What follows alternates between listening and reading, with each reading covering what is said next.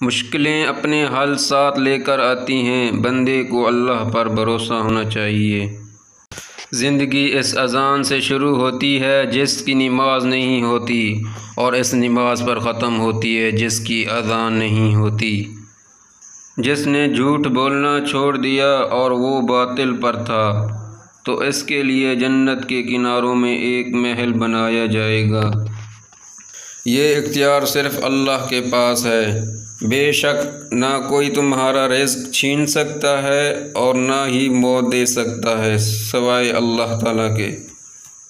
نیک لوگوں کی صحبت سے ہمیشہ بھلائی ملتی ہے، کیونکہ ہوا پھولوں سے گزرتی ہے تو وہ پھول خوشبودار ہو جاتے ہیں۔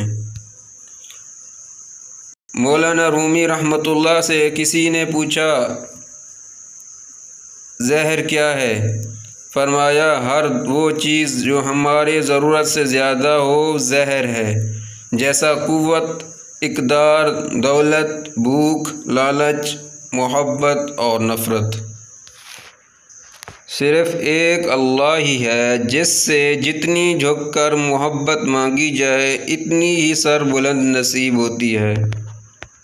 اللہ سے رجوع کرنے میں دیر نہ کرو، بے شک اس نے عرش اعلیٰ پر تحریر لکھ دی ہے، میری رحمت میرے غضب پر حاوی ہے۔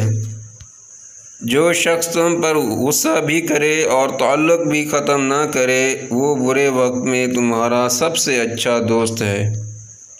پوچھا گیا کہ جنت کتنی دور ہے؟ آپ صلی اللہ علیہ وسلم نے فرمایا، جنت 2 قدم پر ہے، پہلا قدم نفس پر رکھ دو، دوسرا قدم جنت میں ہوگا۔ جلدی رو پڑتے ہیں، جلدی روٹھ جاتے ہیں، جلدی مان بھی جاتے ہیں۔ سنا ہے اللہ تعالیٰ کو ایسے لوگ بہت پسند ہیں۔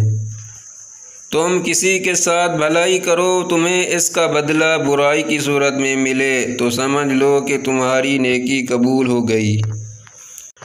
جھوٹ بول کر جیت جانے سے بہتر ہے کہ سچ بول کر ہار جاؤ۔ جیت کی عادت اچھی ہوتی ہے، لیکن کچھ رشتوں میں ہار جانا ہی بہتر ہوتا ہے۔